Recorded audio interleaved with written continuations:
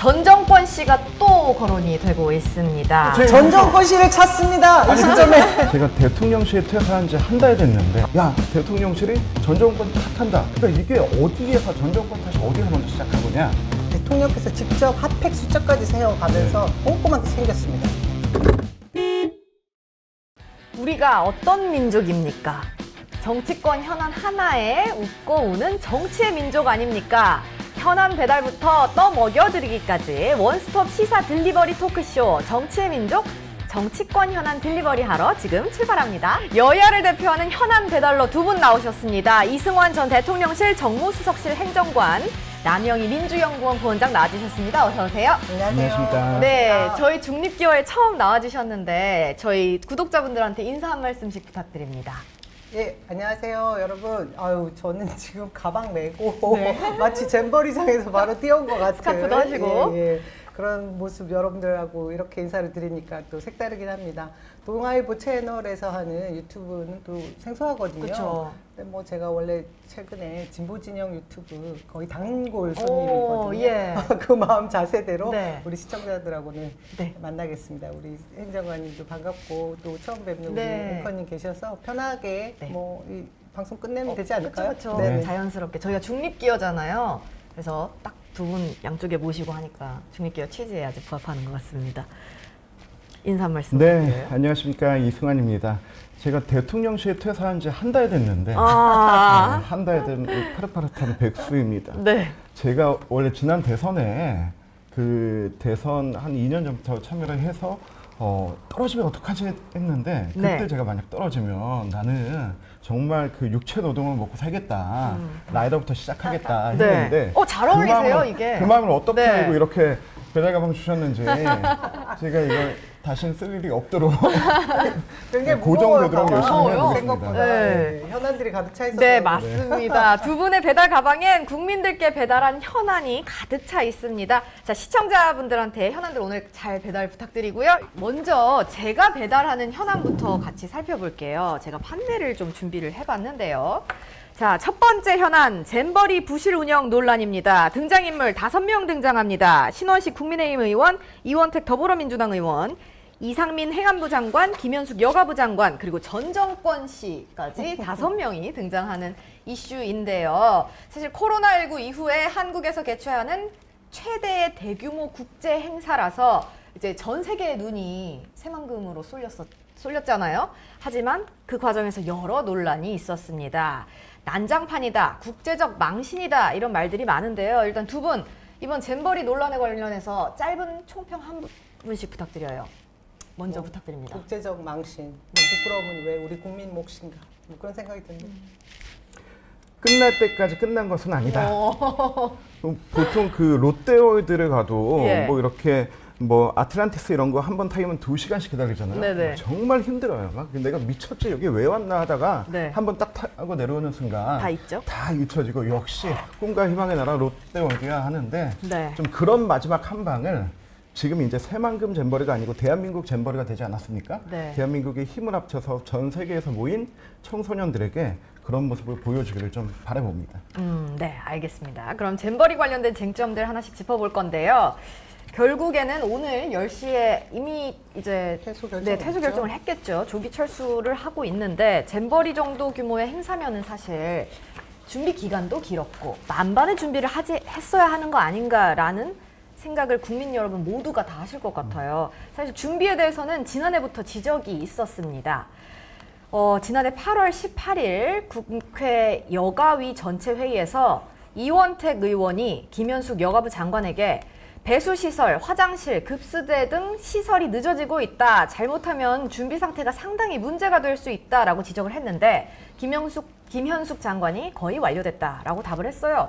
그리고 또 2달 뒤에 열린 국정감사에서 김현숙 장관은 태풍, 폭염 대책 다 세워놨다라고 했는데 올해 이제 뚜껑을 열어보니 세워놓은 게 아닌가라는 생각이 드는 거죠. 이게 뭐 김현숙 장관이 현장을 제대로 숙지하지 못한 탓이라고 봐야 될까요? 뭐 어떻게 봐야 될까요? 먼저 말씀해 주시죠. 끝날 일단은 때까지 끝난 게 아닌 잼버리. 네. 일단 여기서 잘잘못을 지금 따지는 거는 저는 네. 뭐 그렇게 적절하지 않다 생각하는데 그래도 일단 얘기가 나왔으니까 이게 1년 전 이원택 의원님의 그 질의 영상이 돌아다니면서 역시 이원택의 예측이 맞았다. 네. 이원택 담수다 뭐 이렇게 얘기를 하는데 근데 저는 이것 자체가 잘못됐다고 보는 게 네. 이원택 의원께서 20년도에 이제 국회의원 되셨잖아요. 예. 그리고 그 바로 직전 19년도에 전라북도 정무부지사였어요. 그리고 18년도에 대통령 자치발전 비서관실에서 예. 행정관을 지내셨고요. 그리고 더 놀라운 거는 그 전인 17년도에 전라북도 대외협력국장, 그 이전에는 전라북도 도청 비서실장. 전라북도의 빠삭한 도지사. 분이셨네요. 네. 그러니까 이분은 여기에 대해서 평을 하고 논하고 비판하고 할 대상이 아니고 본인이 책임지고 확인하고 하셨어야 될 분인데 이거 정권 맡겼다고 여가부 장관 불러놓고 물론 여가부 장관이 적절치 않게 반응하고 대응한 것도 네네네. 있지만은 이렇게 마치 나는 이 책임에서 자유로워 나는 질타할 거야 이런 태도로 보여지는 것 자체는 좀 문제가 아닐까. 그리고 또 이원택 의원께서 그 잼버리 시작하기 직전에 네. 그 현장 방문하시고 본인이 이렇게 사진 막 올리고 페이스북에 이렇게 남겼어요. 뭐라고 하셨죠? 그 뭐 걱정과 우려는 있지만은 최선을 다해 최고의 행사장이 될 거라 기대합니다. 본인 지역구에 네. 본인이 추진해 오던 행사에 네. 마지막에 김현숙 장관 하나 몰아세웠 영상 하나 남은 거 가지고 책임이 회피되지는 않는다. 아. 저는 그렇게 생각합니다. 네. 어떻게 생각하세요? 우리 이승환 네. 행정관님께서 서두에 그런 말씀을 하셨잖아요. 이 행사가 끝날 때까지 누구의 잘잘못을 따지지 말아야 한다. 네네. 지금은 그런 상황이다 얘기를 하시면서 지금 이원택 의원께서 지난번 10개월 전쯤이죠? 그때 국회에서 질의한 부분을 아주 날카롭게 지적을 하시면서 그 전의 행적에 대해서 네네네. 얘기를 해주시는데 짚어주셨죠. 굉장히 제가 보기에는 이 사안하고 동떨어진 얘기인 것 오, 같다 그 어떤 생각이 드는 부분에서요? 게 이 사업에 대해서 저희가 왜 이 시기에 질의를 했었냐 이 부분을 봐야 될 겁니다. 우리 행정관님도 잘 아실 거예요. 국가 시책이라는 것과 그리고 실제로 집행을 하는 사람, 기획을 하는 사람 다 분리되어 있지 않습니까? 거기에 가장 중요한 건 예산 집행 권한이거든요. 근데 이번 이 행사에 있어서 예산 집행 권한은 현 정부에 있었습니다. 그리고 지금 여러 언론에서 얘기하듯이 1,171억이라는 네. 새만금 예산이 언제 쓰였느냐 네, 어디에 자세히 쓰였느냐. 따져보면 예. 뭐 일각에서는 공무원들이 뭐 100여 외유성으로. 곳에 외유성으로 뭐 흥청망청 쓴 것처럼 보도를 하고 있지만 사실 내용을 들여다보니 현 정부 22년 5월 이후에 쓴 것이 거의 87%가 넘습니다. 그것이 그렇게 될 수밖에 없는 게 모든 행사를 하면 기획 부서들이 있고 집행 부서들이 있는데 사실 이것이 국가 사업으로 저희들이 특별법을 만든 것이 2018년이었거든요. 이후에 지금 행사 직전에 점검해야 될 사안들을 지난 10월에 이렇게 점검을 했던 것이고 그랬으면 이 상황에 주무부처 장관 그리고 이 조직이 전체를 통괄하는 분이 책임을 지고 했었어야 돼요. 근데 제가 보니까 지금 컨트롤 타워가 부재했던 거예요. 누구도 책임지지 않았고 네. 행사는 진행되겠지. 그냥 페이퍼만 보고 이렇게 흘러간 것이 아닌가 하는 생각이 들어요. 그래서 이것이 이 무능한 정부의 민낯을 보여주는 것 같아서 너무 아쉽고 그런 부끄러움이 우리 국민들한테 다 돌아온다라는 것이 서글프죠. 네. 뭐 반박하실 말 있으실까요? 그러니까 이게 저는 책임 소재 나중에 묻자 했는데 먼저 하셨습니다. 일단은 좀 물어야 되겠습니다. 네, 네. 물어야 되겠습니다. 이게 그 박근혜 정부 당시에 야 우리 이거 지원해보자가 시작됐고 그리고 이제 문재인 정부 당시에 야 유치했다 예. 준비 잘할게 네. 그렇게 준비를 했고 그리고 나서 이제 1년 5개월 된 윤석열 정부에서 이 행사가 진행이 된 거잖아요. 근데 여기에서 이제 하시는 얘기가 야 이거 이 장관들이 3명이나 들어와 있고 한데 이거 이 정부가 이렇게 못했냐? 그런데 원래 공동위원장은 전북지사하고 여가부 장관만 있다가 작년 3월에 이렇게 해서 진행이 잘 되겠어 하다가 그 행안부 장관, 문체부 장관이 이제 투입이 예. 된 거죠. 그렇게 해서 이제 5인의 공동위원장 체제가 만들어졌는데 이 5인의 공동위원장이 전부 다 무한 책임을 지는 게 아닙니다. 왜? 각자 자기의 파트가 있습니다. 예를 들어서 행안부 장관은 폭염 등 재난에 대비하는 것이고 그리고 문체부 장관은 홍보를 하는 것이고 네. 그리고 여가부 장관 같은 경우는 이게 정부 예산 받아야 되잖아요. 네. 그 받는 것을 집행시키고 하는 특별법을 운영하는 게 여가부 장관이에요. 그럼 또 이게 또 다른 주체인 스카우트 연맹 네. 이건 뭐 하냐? 세계 스카우트 연맹과의 네트워크 예. 이런 것들을 하고 그럼 전북은 여기서 뭐 하냐? 전북지사는 뭐 하냐? 시설을 운영하고 시설을 만들고 운영하는 거예요. 지금 이 스카우트에서 가장 크게 문제가 되는 게 뭐죠? 시설이 너무 미비. 미비하다라고 하고 우리 1,100억이 넘는 예산 중에서 시설 뭐 100 몇십밖에 몇십억밖에 없다. 근데 제가 여기서 좀 뜯어보니까 여기 저희가 사진들 놔두는 것 중에 제일 맘 아팠던 게 뭐냐면 학생들 다리에 막 이렇게 벌레. 물려 있고 예. 하는데 그 이번에 제가 보니까 그 그늘막 설치하고 해충 방지하는 전체 사업 예산이 네네. 총 한 12억 정도밖에 안 돼요. 그런데 이 행사하겠다고 전북도가 메타버스를 만들었어요. 메타버스. 네. 그러니까 솔직히 얘기해서 체험하러 오는 게 야영장 체험인데 야영장 메타버스 볼 게 뭐 있습니까? 네. 자, 여기는 늪입니다. 여기는 샤워장입니다. 하는 건데 그런 거밖에 없는데 그거에 10억을 때려 박아 놓고 그리고 나서 그 문제가 뭐였냐면 이게 로그인도 안 되는 거예요. 메타버스가요? 네, 로그인도 예. 안 되고 해서 굉장한 질타를 받았는데 거기에 10억 써놓고 이 그늘막 설치에는 그 7억도 안 되는 돈을 썼는 게 과연 합당한 준비였냐? 그거는 전북도의 책임이죠. 아, 전북도의 네. 책임이 없다라고 저는 절대 부인하지 않습니다. 네. 그리고 아까 이원택 의원이 뭐 이제 지금 와서 그 얘기가 마치 잘 준비했는데 본인은 책임 회피를 하는 듯하다라고 얘기한 적도 없습니다. 왜냐하면 이원택 의원이 지금 열심히 현장에서 야영을 하면서 이 사태를 수습하기 위해서 하루가 아까운 시간을 다 쓰고 있거든요. 왜냐하면 본인 지역구이기 때문에 네. 저희가 그걸 실시간 공유하고 있고요. 말씀하신 대로 이 기본 시설에 대한 것까지 총 사업에 대한 내용들이 다 들어가는 부분을 총괄하는 것이 주무장관인 것이 여성가족부 장관이었습니다. 그 부분의 일부분 기반 시설에 대한 전북도의 책임이 물론 있죠. 거기에서 배수 시설 물론 이런 부분과 관련해서 추가되는 예산을 요구했으면 더 받지 못한 부분도 있었습니다. 이것은 굉장히 아쉬워하는 부분도 있고요.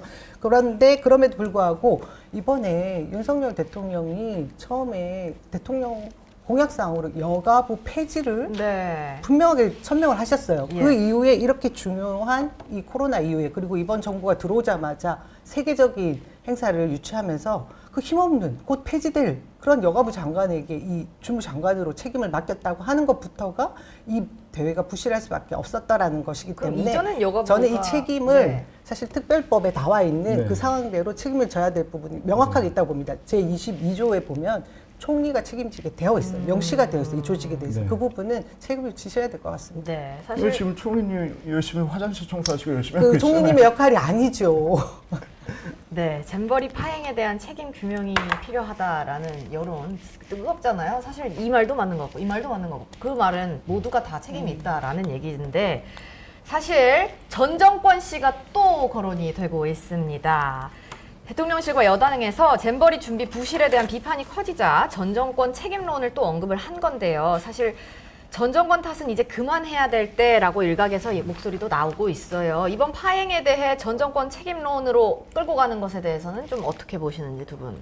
전 굉장히 안타까운 게 우리가 코로나 이전에 가장 성공적으로 치러졌던 국제 행사, 세계 행사가 네. 평창 동계올림픽이잖아요. 예. 노무현 대통령 당시 야 우리 이거 지원하자 해서 그 다음에 이명박 정부에서 유치하고 박근혜 정부에서 준비하고 그리고 불과 취임한 지 9개월밖에 안 된 문 문재인 정부에서? 대통령이 이 모든 과실을 다 따먹었잖아요. 근데 이거를 비판하는 우리 당원들 아무도 없어요. 네. 왜? 이건 대한민국의 행사기 때문에.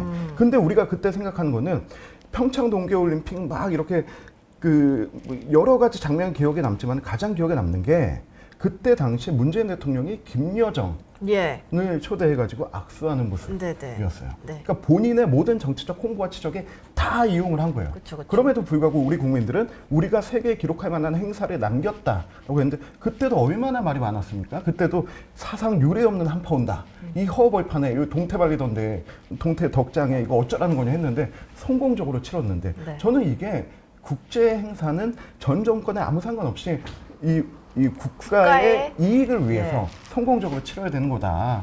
저는 이렇게 보고요. 그런데 여기에서 이제 불거진 게 왜 전 정권 얘기가 나왔나 네. 봤더니 이게 그 뭐 대통령실에서 기자와 통화하면서 이게 전 정권에서 5년 동안 준비한 건데 하면서 야 대통령실이 전 정권 탓한다 이렇게 나갔거든요. 근데 제가 이때 타임라인을 좀 살펴보니까 8월 4일이었어요. 네. 8월 4일 오후에 그 기사가 나갔는데 예. 그럼 8월 4일 오전에 뭐가 있었냐면 원래 공당의 가장 핵심적인 스피커는 대변인들 아닙니까? 권채승 수석 대변인이 아침에 브리핑을 합니다. 이게 윤 정부의 총체적 실패다라고 브리핑을 해요. 그러니까 그걸 가지고 이제 대통령실에서는 이런 논평 나왔는데 어떡하냐 했더니 그거 문재인 때 5년 다 준비했는데 그렇게 얘기한 거니까 반박성이었다. 예, 그렇게 해명성. 반박성으로 하니까 그러고 나니까 야 전 정부 탓한다 하니까 네. 다음날 아침에 8월 5일 아침에 강민국 수석 대변인이 네. 이런 국힘. 거다라고 설명을 해요. 그러니까 이게 어디에서 전 정권 탓이 어디서 먼저 시작한 거냐? 이거는 권칠승 근데 제가 전 여기서- 정권실을 찾습니다. 이 아니 시점에. 근데 여기서 권칠승 대변인이 먼저 본인이 기자회견장 가서 브리핑으로 그렇게 네. 얘기를 한 거예요. 근데 제가 여기서 재밌는 포인트가 뭐냐면 권칠승 대변인 경북 출신 TK 출신이잖아요. 여기 호남 의원님들 관련된 정부 의원님들 네. 설사 잘못될까 아무 말도 못하고 마음 졸이고 정부가 지원해줘라 하고 있는데 갑자기 이분이 딱하게 나타나가지고 이 문재인 정부 윤석열 정부 총체적 실패다 해버리고 불씨를 던져버린 거예요. 저는 이게 발단이었다고 봅니다. 네. 제가 진짜 한 부원장님, 말씀만 드릴게요. 네, 네. 네, 우리 어떻게 행정관님이 들으셨나요? 평창. 네. 과실을 따먹었다 네. 이 표현을 평창. 하셨잖아요. 예, 예. 이건 성공리 잘했다는 거 인정해 주시는 그럼요. 거예요. 그쵸, 예. 지난 정부 문재인 네. 정부는 인수위도 없었어요. 네. 근데 9개월 만에 대통령실에서도 그때는 청와대죠. 청와대에서 TF팀을 만들어서 대통령께서 직접 핫팩 숫자까지 세워가면서 꼼꼼하게 챙겼습니다. 네. 결국 과실을 따먹었다 할 정도로 열심히 한 대회로 결론이 났습니다. 근데 이번 대회 어땠습니까? 윤석열 대통령 지난 3월에 네. 내가 명예총재 하면서 이 전폭적 지원할 거니까 열심히 해라 이렇게까지 하시고 이번 개영식에 가셨어요. 과실 따먹게 해드릴 수 있어요, 우리도. 근데 지금 결과가 비참하지 않습니까? 그러니 이렇게 된 건데 왜 자꾸 전 정권 얘기를 하는지 이해가 아니 안 돼요. 전 정권 타임라인 얘기의 얘기 시작을 저는 제가 아는 거하고 달라서 더 민주당의 하지 않았으면 권칠승 좋겠어요. 대변인이 먼저 네. 시작하셨다. 저희가 오늘 두 분께서 준비해 오신 게 굉장히 많고 다뤄볼 게 많아서요. 네. 잼버리 이야기는 여기까지 하도록 하겠습니다. 네. 자, 잼버리 현안 배달 마쳤고요. 다음 현안 배달 가볼까요? 이승원 행정관님, 어떤 현안 배달 준비하셨나요? 배달 가방에서 판넬을 꺼내 주세요. 정치의 민족 주문. 네, 뒤숭숭한 더불어민주당. 네. 네, 이걸 등장인물 드리겠습니다. 누군지 소개 부탁드립니다. 뭐 지금 전 국민이 다 아시는 우리 김은경 위원장님, 예. 그리고 윤관석 의원님 두 분이시죠. 네. 자, 그러면은 정치의 민족 총선 250여일을 앞두고 양당에서 일어나고 있는 리스크 살펴볼 건데요. 뒤숭숭한 더민주. 민주당 리스크부터 살펴보겠습니다. 먼저 김은경 위원장부터 짚어볼까요? 노인 비하 설화. 굉장히 커졌습니다. 그러니까 이제 노인 비하에 이어서 교수 비하까지 돼서 좀 상당히 좀 마음이 안 좋은데, 네. 그러니까 이분이 이제 노인 비하하면서 이제 노인계에서는 정치 떠나라. 네. 근데 또 그러면서 해명을 뭐 그거는 교수만 하다 보니까 철이 없어서. 그러니까 이제 교수들이 교직 떠나라. 그러니까 네. 이분은 어디로 가셔야 되나 이 생각이 드는데, 저는 그 김은경 위원장이 그런 말씀을 하셨어요. 그 윤석열 정부에서 임기를 마치게 돼요. 금감원 임기를 마치게 돼요. 굉장히 치욕스러웠다. 예, 예. 근데 저는 앞으로 민주당이 이런 평가를 하게 될 것 같아요.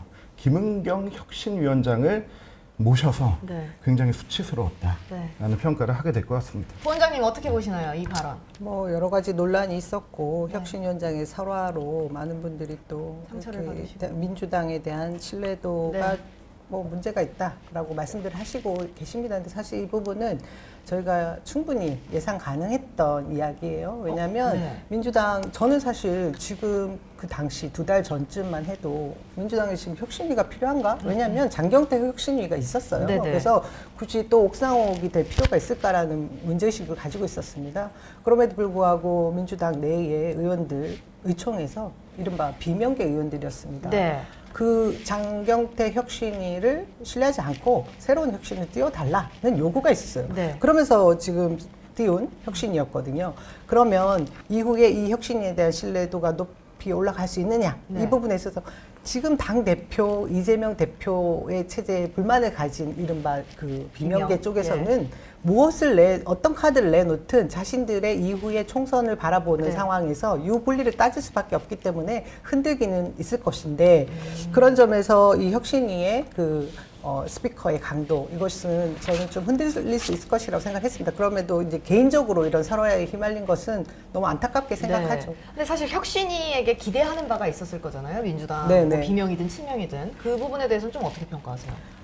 혁신위에 저는 이제 김은경 혁신위가 띄워지고서 처음에 이 혁신위원장을 뵀을 때 네. 믿음이 가는 게 한 가지가 있었어요. 어떤 부분인가요? 이전에 이력을 볼 때 정치권과 전혀 무관한 분이셨습니다. 본인의 첫 일성도 자신은 정치에 어떤 부채도 없다. 그 얘기를 하셔서 이런 분이면 누가 봐도 국민 눈높이에 맞고 네. 우리 당을 사랑하는 지지자들의 눈높이에 맞는 혁신안을 만들어내시겠구나. 그리고 그때 구성된 구성원들 보면 원내의 의원들을 최소화시키는 것을 강단 있게 밀어붙이시더라고요. 그래서 기대가 컸었는데요. 그 지점에 있어서 지금 당내 국민의힘보다 모자란 당내 민주주의, 특히 당원들이 요구하는 당원 1인 1표였거든요. 예. 그 부분. 그리고 또 하나는 혁신이라는 게 지금 무엇이겠습니까? 민주당의 혁신은 앞으로 있을 총선 승리가 곧 혁신이 될 것인데 그 과제를 이루기 위해서는 인물 교체가 돼야 된다. 결국 그렇지 않겠습니까? 우리 민주당이 지금 대여 투쟁을 잘 못하는 부분, 왜 거대한 식물 정당같이 움직이냐는 비판이 굉장히 네네. 많거든요. 그러면 결국 원내에 있는 의원들이 중심인 정당일 수밖에 없는데 이 상황에서 총선에서 국민들이 원하는 그리고 당원들이 원하는 인물 정도로 교체를 할 수 있는 시스템을 바꿔달라는 요구였습니다. 그 안을 내어주시기를 기대를 했었죠. 네. 지금 그래서 제가 보기에는 여러 설화에 뭐 좀 부침도 있긴 했지만 네. 지금 곧 이제 임기가 또 약간 축소되는 측면이 있어서 빠른 시일 내에 이런 내용들을 다 취합한 부분들을 발표하실 거라고 봅니다. 네.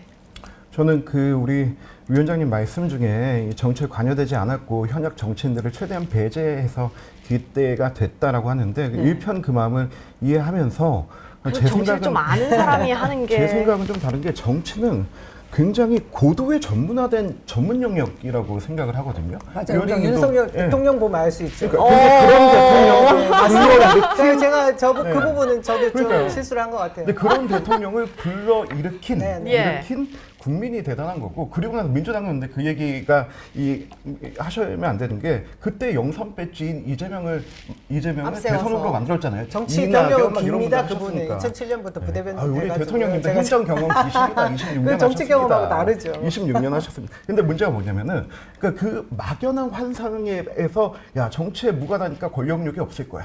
야, 이 정치권에 기웃거린 적이 없으니까 누구한테 빚진 적 없으니까 자기 하고 싶은 일 할 거야 라고 했는데 아니 정치를 모르는데 어디로 가야 될지 모르는데 어디 갈 생각을 합니까?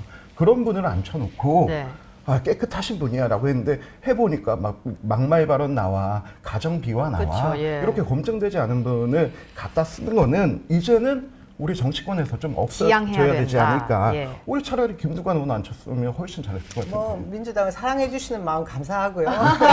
그렇게 저쪽 국민의힘에서 민주당 잘 되기를 바라는 것 같이 안 들려서 저는 반대로 듣고 있어서 그것도 좀 문제인 것 같긴 한데 제가 하나 짚고 넘어야 될 것이 있습니다. 김연경 혁신위원장의 그 개인사에 대한 부분은 아직 밝혀진 게 양쪽 없는 얘기를 거죠? 다 예. 들어봐야 되기 때문에 일각에서 저희 지역의 어르신들이 막 카톡으로 보내주시더라고요. 이거 뭐냐 신우이가 보낸 네. 이런 내용들을 네. 얘기하면서 굉장히 걱정을 하시던데 네. 또 곧이어서 아들이 반박글을 썼거든요. 예. 그래서 저는 이런 개인사에 대한 부분 저희도 정치하고 있지 않습니까? 이분은 지금 정치인도 아닌데 이런 부분까지 저희가 건드리지는 말았으면 네. 하는 부분이 있고요. 네. 많은 분들이 그 양쪽의 얘기를 좀 다 들어보셨으면 하는 바람이 있습니다. 네, 그럼 한 다음 가지만 더 짚으면 아들의 반박글 다음에 신우이의 재반박글이 나왔다. 또 반박글이 나올 수 있으니까 그건 이 좀못 얘기는 봤어요, 아직. 네, 네. 사생활 이야기는 여기까지 하고 저희 이제 윤관석 의원 이야기 짚어보겠습니다. 4일 윤관석 무소속 의원이 구속되면서 검찰 수사가 돈봉투 수수 의혹을 받고 있는 현역 의원들로까지 확대가 될 것으로 다들 알고 있는 거잖아요. 검찰이 이미 돈봉투를 받은 20명의 명단을 또 법정에서 제시한 걸로 알려졌죠. 자, 검찰에 지목된 야당 의원들은 의혹을 부인하거나 반발하고 있는데요. 두 분은 이 현안에 대해서 어떻게 생각하시나요? 제가 드릴 말씀이 더 많겠네요. 일단 저희 그 혁신위가 처음에 띄어질 때도 이 돈봉투 사건이라는 것을 굉장히 위중하고 큰 사안으로 들여다보고 출범을 했다라는 말씀을 드리고요. 그러면서 그것이 실제로 있었던 일이라고 하면 예. 저희가 대의원제를 두고 있기 때문에 지역위원장들이 당대표를 선출할 때 입김을 좀 더 작용할 수 있는 표의 그 비례성이 다르지 않습니까? 그럴 때 그냥 이제 그 조금 더 편하게 이제 뭐 전당대회에 참여할 수 있게 해달라 뭐 이런 요구에 이 사건이 생긴 것이 아닌가 발단의 지점을 그렇게 보고 있거든요. 그런 점에서 지금 대의원 폐지 그 표의 등가성 부분을 좀 바꾸자 이런 얘기를 하고 있는 것이고요. 이후에 이제 돈봉투 사건만 두고 보면 지금 누구보다 그 당시에 당사자라고 할 수 있는 송영길 전 대표가 네, 수사 아주 이제 뭐 강렬하게 지금 정부 검찰 측을 놓고 싸우고 있지 않습니까? 그 요구가 2번이나 자진 출두를 했어요. 네. 다른 별건 수사하지 말고 나를 소환해서 조사해달라는 요구를 계속하고 있거든요. 그럼에도 불구하고 지금 이 사건이 처음에 어떻게 발단이 됐냐면 우리 당에 있던 이정근 이정근 사무조직부총장의 네. 녹취록. 개인 금전 거래를 두고 사건 조사를 하다가 별건으로 수사를 했어요. 그러면서 이어진 것이 녹취록을 가지고 이렇게 얘기를 하는데 저는 우리가 법치가 적용하려면 절차적 민주주의도 당연히 따라줘야 되는 것이거든요. 근데 이 녹취록은 지금 현재 공수처에 고발되어 있는 상태이기 때문에 증거 능력이 없습니다. 그럼에도 지금 뭐 전광석화처럼 더불어민주당의 의원들에게 지금 계속 의혹을 제기하면서 언론 플레이도 하고 마치 문제가 확실하게 있는 것처럼 규정 짓고 있는 이런 상황이거든요. 그래서 윤관석 의원이 구속된 점을 보면 지금 명확하다라고 추측이 되는 그런 녹취를 바탕으로 이렇게 뭐 구속까지 다시 된 상황이긴 합니다. 하지만 여전히 민주당에서는 이 얘기되고 있는 우리 현역 의원들은 당시에 그 뭐 외통위에서도 그렇고 다른 회의 장소에서도 모여서 회의를 했던 사람들의 명단을 두고 마치 이 돈봉투와 관련이 된 것처럼 네. 확정적으로 얘기하는 부분에 대해서 다들 이의를 제기하고 있는 상황이죠. 네, 어떻게 보시나요? 저는 윤관석 의원께서 지금 선택할 게 딱 둘 중에 하나라고 보는데 네. 묻고 W 가든지 아니면 네. 지금 털고 손절하시던지. 어, 이게 묻고 W 가면 이게 정당법 위반이잖아요. 네. 5년 이하의 징역이에요. 예. 근데 여기서 나 끝까지 안 했다. 네. 그 뭐 강내교부터 해서 뭐 이정근 그리고 성영계 대표의 보좌관 네. 이렇게 해서 다 지금 드러나고 본인까지 구속되는 상황에서 나 이거 끝까지 안 했다라고 할 경우는 최소 3년에서 4년 선고받으실 거고 이게 이러이러한 연으로 하게 됐고 그래서 이런 부분에 뉘우친다 하면은 1년에서 2년 받으실 건데 이게 묻고 더블로 가실 건지 네. 아니면 여기서 진실 그대로 털고 가실 건지 그거는 이제 본인 선택의 시간이라고 생각을 하고요. 그리고 지금 모든 등장인물들 환경 요소, 구성 요소가 극중 연출이 다 완성이 된 것 같아요. 근데 여기서 이제 받았다는 분들만 나오면 되는데 이분들이 받았는지 안 받았는지는 검찰 수사 통해서 밝혀진다. 증거가 있어야 되고요. 네네, 그럼요. 그러면 이런 식으로 사건을 계속 수사하고 조여갈 거면 빵보 승희, 그다음 뭐 태영호, 해야죠. 뭐 김연아 이런 분들 해야죠. 형평성에 맞게 그렇죠. 해야죠. 양쪽 다 해야죠. 똑같이 돈 받은 분들은 네. 마땅한 처벌을 받을 수 있도록 네. 검찰이 수사를 하겠죠.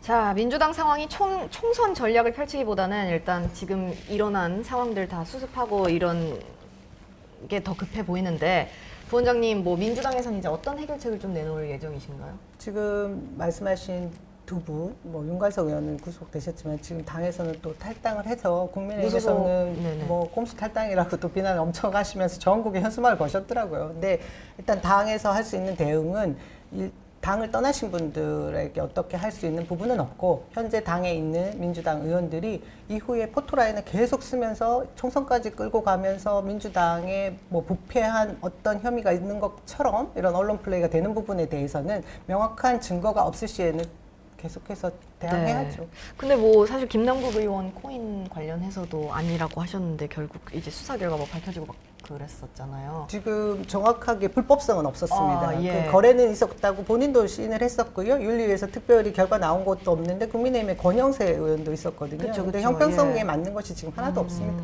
근데 이제 이재명 대표도 그렇고 이제 당 차원에서 사법 리스크가 있는 분들이 많으니까 그 부분에 대해서는 약간 민주당이 그래서 그거를- 저희가 네. 검찰 독재 대응 특별 TF 팀이 가동되고 있죠. 저는 지금 이 상황이 굉장히 우려되는 것이 정치 실종을 얘기하고 있습니다. 우리 국민들에게 계속해서 여의도에 예. 대한 불신을 자아내고 있는 부분이 있죠. 네. 그냥 뭐 빨리 잘 수사 받으시고 네. 밝혀지면 될 것 같아요. 예, 예.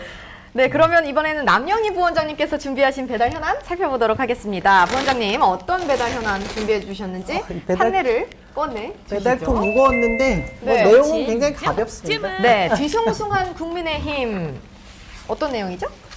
일단 보니까 뭐 그 여기다 꽂으면 되나요? 네네네. 저희 이제 뭐 조금 전에 제가 검찰도 그렇고 언론도 그렇고 정부 여당 쪽에서 민주당이 마치 부패한 집단인 양 네. 총 공격을 해오고 있죠. 네네. 이재명 당대표 흔드는 것도 그렇고요. 근데 이런 여러 가지 사안들에도 민주당이 분화할 조짐은 별로 없어 보인다라는 게 국민의힘 쪽에서는 굉장히 뼈아픈 것 같아요. 그러다 보니 얼마 전에 네. 심평이라고 네, 여기 하시는 나와 계신 분이 분이시죠? 네, 네. 뭐 윤석열 대통령의 그 자문을 또 맡아 하신다라고 멘토. 멘토라고 하셨던 예. 분이었는데 요새는 또 아니라고도 부인을 하시면서 얼마 전에 국민의힘 내부의 뭐 여론조사 결과를 바탕으로 수도권 전멸한다 뭐 이런 얘기를 하시면서 이대로는 국민의힘이 안 되겠다, 윤석열 신당을 만들어야 되겠다라는 얘기를 라디오에 잠깐 나가서. 비추셨어요. 네. 그러다가 금방 또 걷어 들이시더라고요. 예. 그냥 그대로 놔두셨으면 본인이 편하게 뭐 말씀을 하셨나 보다라고 저희도 그냥 흘려 들었을 것이고, 네. 이거보다 저희가 더 중요한 사안들이 많아서 신경을 안 썼을 텐데 오히려? 또 네. 아니다 반박을 하시면서 저거 늦고 화제가 되기를 바라시는 측면이 있는 것 같아서 제가 들고 왔습니다. 자, 행정관님, 네. 이 대통령실에 한 달 전까지 계셨다고 하셨잖아요. 이런 썰 들어보셨나요? 아니요. 전혀 처음입니다. 아니 그런데 제가 이 딱 들고 나오시는 거 보니까 정말 고민이 많으셨겠다. 저희 당이 좀 뒤숭숭한 게 좀 이 민주당과 좀 비율이 맞아야 되는데 오직 없으면 이렇게 심평 변호사님을 들고 나오셨으니까 오늘 아침에 그 심평 변호사님이 라디오 나오셔가지고 얘기를 하시는데 그 이야기의 절반 이상이 김은혜 홍보수석 어떻게 그럴 수가 있느냐 하면서 마음이 많이 상하셨던 것 같아요. 마음이 많이 상하셨는데 근데 저희는 뭐 전혀 근거 없는 얘기라고 생각하고 그냥 이분의 썰. 만약에 사견이다. 이거를 믿을 거면은 우리 장성철 소장이 얘기하고 다니시는 그 10월 10월 사태. 사태에서 그거 네. 믿으세요? 안 믿는데 저희도 안 믿어요. 안 믿는데 다음에 그거보다 네. 신평 이번에 그 어떻게 보면 그 위치 네. 그게 좀 더 저희가 볼 때 신빙성 있어 보여서 무게감 있다라고 느끼는 부분은 국민들이 그렇게 생각하실 것도 이제 같고요. 혹시 심평 변호사님의 그 뭐 호칭이 뭔지 아세요? 멘토 그거요? 네, 아니 윤통 공식 멘토? 호칭 공식 호칭이요. 아니요, 모르는데요. 네, 알 수가 없어요. 공식 호칭이 없기 때문이에요. 그럼 장성철 소장님은 공식 호칭 있나요? 거기는 사인이시니까. 그냥 국민의힘 소장님이죠. 패널을 아. 자칭하시는 분. 네. 네. 네, 알겠습니다. 근데 저는 그 여론조사는 민주연구원도 하고 네. 여의도연구원도 계속 하고 있잖아요. 네. 정기조사를 하고 있으니까 지금 상황을 국민의힘 내부에서 모른다고 하는 건 제가 볼 때 그것은 진짜 네. 국민들을 호도하는 것 같고요. 네. 저희들이 보고 있는 여론조사도 언론에서 계속 부각을 시키는 몇몇 언론 말고 통계적으로 추세를 보면 실제로 뭐 국민의힘이 그렇게 녹록한 상황은 아닌 것이 윤석열 대통령 국정 운영 지지율과 함께 연동하는 부분이 있지 않습니까? 이런 점에서 문제가 있는 것 같고요. 또 얼마 전에 그 지라시가 돌았어요. 네. 다들 보셨잖아요. 이게 종이에 그냥 펜으로 쓴 듯한 국민의힘 내부의 뭐 원외위원장도 있었고 또 의원들도 있었는데 그 작성한 주체가 누군지를 잘 모르겠지만 그런 것이 이제 널리 이렇게 통용되게 퍼지게 예. 된 상황들은 이게 누군가 지금 국민의힘 분화에 대한 간보기를 하고 있는 듯한 느낌이 들어서 제가 보기에는 총선이 임박해서 국민의힘의 그 분화의 그 힘 네. 굉장히 크게 작동할 수 있겠구나 하는 생각이 좀 듭니다. 네, 그러면은 마지막으로 이제 하나 더 살펴보자면은 여의도에서 돌고 있다는 국민의힘 공천 부적격자 리스트. 방금 말씀하신 그거. 그게 그거였어요? 그거죠? 살생부라고도 네, 불리는. 살생부는 아닌 것 같더라고요. 네, 근데 이번 총선에 출마하실 거라면서요. 네네. 그러면은 굉장히 중요한 이슈 아닙니까? 그렇죠. 네. 저는 거기 없어서 이 문건 보셨? 네, 봤습니다. 네. 네, 봤는데 우리가 보통 그 인터넷에서 네. 요즘에 그 명예훼손 신고가 워낙 이렇게 빨라져가지고 네. 좀 욕하고 싶은 기사가 있으면 네. 댓글창에 달지 않고 네, 네. 메모장을 킵니다 그러잖아요. 그냥 자기 메모장 켜놓고 자기 혼자 컴퓨터에만 봐요? 아니, 자기 컴퓨터에만 혼자 욕해놓고 혼자 지우고 아. 등록하지 않고 그런 것처럼 저는 그 찌라시가 그 정도 수준이었다고 봐요. 물론 메모장인데 거기- 흘러 들어갔다. 네네. 근데 이게 보니까 좀 디테일한 정보 몇 개도 있어요. 디테일한 오. 정보 몇 개도 있는 것 같기도 네. 하고 한데 보통 이런 정보가 나돌 때 여의도에 그 낭인처럼 다니시는 분들이 많아요. 큰 예. 가방 하나 메고 다니면서 의원님 있어요? 이러고 들어와요. 네. 이건 보좌진만 있는데 의원님 있어요? 안 계신데요? 그랬더니 이거 내가 좀 만나야 되는데 내가 사실 의원님하고 뭐 어디 동창이고 무슨 네. 관계야 하고 그러면 더워서 그런데 차 한잔 달라고 네. 앉아요. 네. 앉으면 가방에서 뭔가 막 꺼내. 네. 내가 이거를 당대표한테 보고하러 가기 전에 의원님 보여드리려고 왔는데 이 보좌관만 참고해. 이러고 쓱 보여주고 가요. 네. 그렇게 썰을 풀고 다니는 낭인들이 계세요. 그냥 뭐 그게 직업인가요?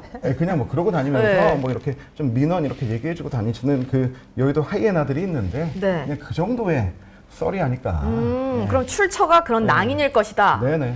이거를 뭐 대통령실에서 만들었다고 하는 네. 대통령실에서 만든 문서는 잘 아시잖아요. 계셨으니까 밖으로 나갈 수가 없어요.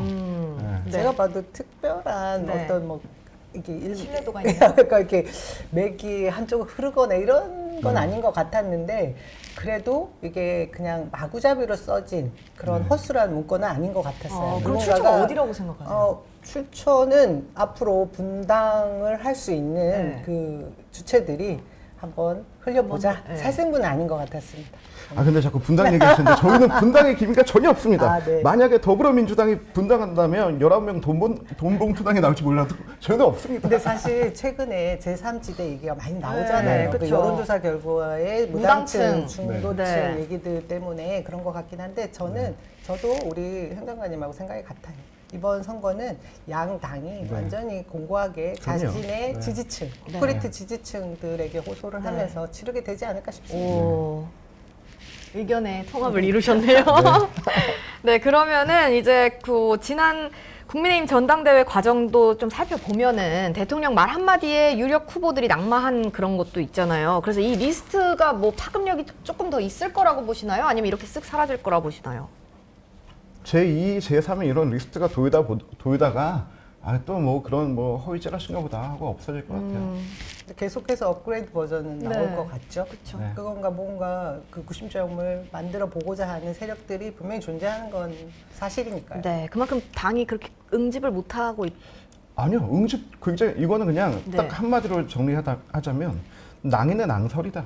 낭인의 낭설이다. 근데 이 공천이라는 게 네. 어떤 한 사람의 인생 전체를 걸만한 막 그런 사안으로까지 들여다보시는 분들이 꽤 많더라고요. 그러니 이제 앞으로의 그 진로에 있어서 큰 영향을 미치게 될 것이고 네. 특히나 국민의힘은 윤석열 대통령이 들어오면서 검사들의 신진, 대거 신진들이 들어올 수 있다라는 예상들을 많이 하고 있다 보니 기존에 있던 분들은 방어 논리를 계속 만들어낼 거기 때문에 분당의 조짐이 클 수 있다. 네. 민주당은 지금 그러기에는 이슈가 그리고- 너무 많죠. 그리고 수도권이든 전체 의석을 차지하고 있는 기존의 의원들이 굉장히 많기 때문에 시스템 공천을 제대로 갖춰서 신진들과의 그 교체를 하는 그 일에 더 몰두할 것 같습니다. 네. 근데 이건 좀 반대로 봤을 때 예. 지금 저희 당은 그 워낙 그 솔직히 얘기해서 전국 정당이라고 하기에 수도권 의석이 너무 없잖아요. 그러니까 막 박빙의 승부로 가고 이런 데는 없고 다 이렇게 영남 외에는 다 험지인데 민주당은 지금 19명 명단 나온 그곳이 네. 뭐 인천, 경기 이런 곳에 많이 있잖아요.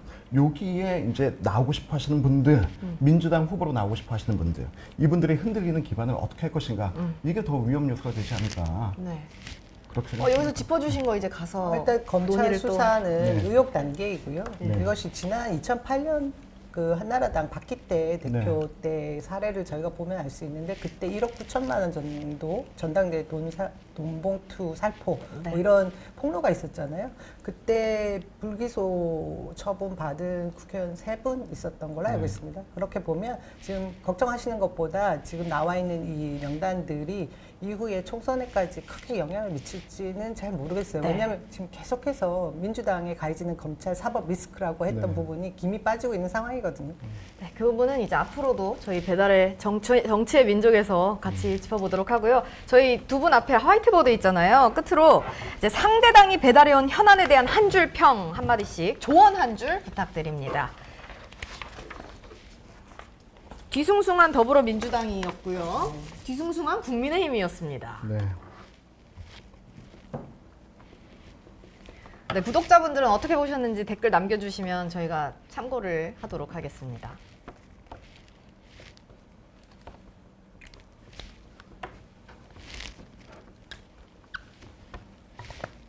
자, 한 분씩 설명해 주세요. 부원장님부터.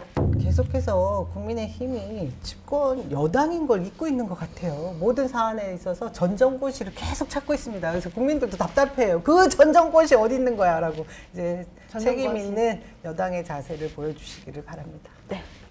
존보의 끝, 정치의 시작. 어떤 열심히 버티기. 이제 좀 끝내자. 방탄국회 끝내고 사법 리스크 인정하고 네, 민생 11명 이름 나오신 의원님들 아니라면 확실히 털고 네. 버티기 끝내고 네. 정치 시작합시다.